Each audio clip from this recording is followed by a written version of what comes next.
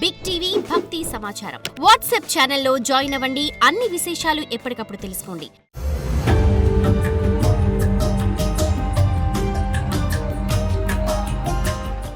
ఓం నమః శివాయ. ఓం నమో నారాయణాయ.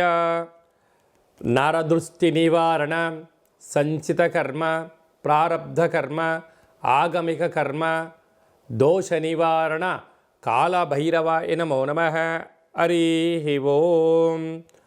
ఓం కాళకాళాయ విద్మహే కాళాతీతాయ ధీమహి తన్నో శ్రీ నరదృష్టి నివారణ కాళభైరవాయ నమో నమః.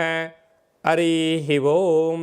మా ఛానల్కి స్వాగతం. చూస్తున్న వీక్షకులకు, ప్రేక్షకులకు, ప్రియ కాళభైరవ భగవద్బంధులకి స్వాగతం పలుకుతూ మమ్మల్ని ఎంతగానో ఆదరిస్తూ ఉండబడినటువంటి ప్రియ సోదర సోదరీమణుల అందరిపైనను కాళభైరవ స్వామి యొక్క జయంతి ఆశీస్సులు ఉండాలని కోరుకుందాం. ఈ వీడియో మీరు చూస్తున్నారు అన్నట్టయితే, ఈ వీడియో చూడాలి అనుకుంటున్న అయితే మీకు కాళభైరవ స్వామికి ఆజ్ఞ ఉంది అని చెప్పి గమనించగలగాలి. ఈ వీడియో ప్రారంభం నుంచి చివరిదాకా మీరు ఎప్పుడైతే చూస్తారో కాళభైరవ స్వామికి ఆశీస్సులు కలిగి అష్ట కష్టాలకు స్వస్తి పలికి అష్ట ఐశ్వర్యాలకు, ఆనందాలకు, రాజభోగాలకు మీరు అర్హులు అవుతారు అని చెప్పి కాళభైరవ స్వామికి ఆజ్ఞ చేత మీకు చెప్పడం జరుగుతుంది. కనుక ఈ వీడియోను చూద్దాం, ఆచరిద్దాం, స్వామిని స్మరిద్దాం, ఆయన జయంతి ఆశీస్సులు కూడా పొందుదామని చెప్పి గమనించాలి.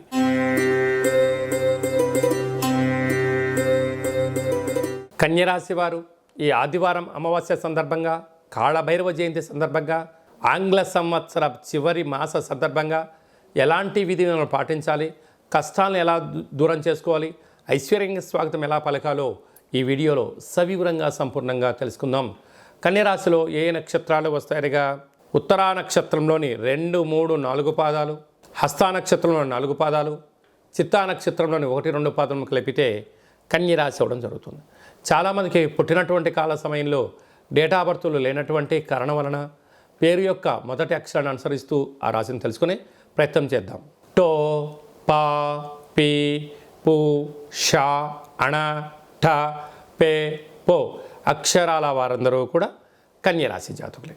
కన్యరాశి యొక్క అధిపతి బుధ భగవానుడు.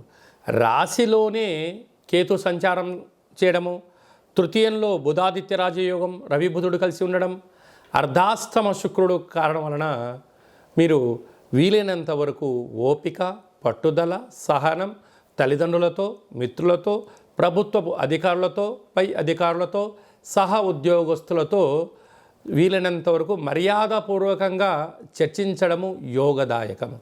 లేకపోతే అనేక రకాల ఇబ్బందులు వాళ్ళే కలగ చేసి మీ పైన నింద వేసే పరిస్థితి అధికంగా ఉంటుంది. తస్మాత్ జాగ్రత్త. అర్ధాశ్రమ శుక్రుడు అవ్వడం వలన ఫోన్లు, లావాదేవీలు, ఓటీపీలు, ల్యాప్టాప్లు, కెమెరాలు, మెయిల్స్, మెసేజ్లు దొంగలించబడే పరిస్థితి అధికంగా ఉంటుంది. కనుక ఇలాంటి కాల సమయంలో అప్రమత్తత చాలా అవసరం అని చెప్పి గుర్తుపెట్టుకోవాలి. 6వ స్థానంలో శని భగవాను స్వక్షేత్రం అవడం వలన రుణ సమస్యలు, రోగ సమస్యలు, శత్రు సమస్యలు, సీజనల్గా ఇది చలికాలం అవ్వడం వలన సీజనల్గా వచ్చే వ్యాధులు అంటే బ్రెయిన్ స్ట్రోక్ లాంటివి కానీ, నరాల బలహీనత వచ్చే అవకాశాలు ఉన్నాయి. కనుక గోరువెచ్చని ఆహారం, గోరువెచ్చని నీరు, చలిలో మంచులో తిరగకపోవడం ఉత్తమోత్తంగా భావించగలిగి. సప్తమంలో రాహు. మీ అవసరం ఉంటే జనాలు మీ పాదాల దగ్గర ఉంటారు. వాళ్ళ అవసరం తీరిపోయిందిరా అంటే మీరు 100 సార్లు ఫోన్ చేసినా పట్టించుకునే పరిస్థితి లేదు. కనుక ఎవరు మనవారు, ఎవరు పరాయి వారు అని ఆలోచించుకోవడం మీ వ్యక్తిగతం అని చెప్పి గమనించాలి. భాగ్యస్థానంలో గురువు. భార్య పైన భర్త, భర్త పైన భార్య, ప్రేమానురాగాలు అవసరం అని చెప్పి గుర్తుపెట్టుకోగలగాలి. పోతే లాభస్థానంలో కుజుడు. స్థిరాస్తులు, చరాస్తులు కొనుగోలు చేయాలని మీ కోరిక నెరవేరబోతుంది. కాకపోతే డాక్యుమెంట్లు సక్రమంగా ఉన్నాయా లేదా, వీటికి లోన్ ఎంత వస్తుంది, మీ యొక్క సివిల్ స్కోర్ ఎంత ఉంటుంది ఆలోచించే వ్యక్తిగతం.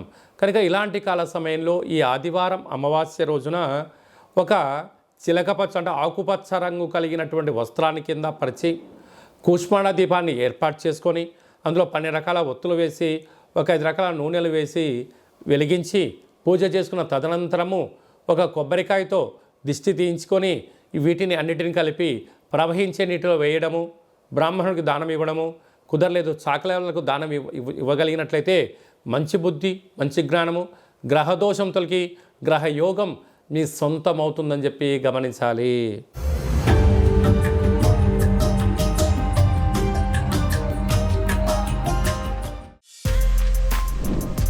For more videos like this, subscribe Big TV channel.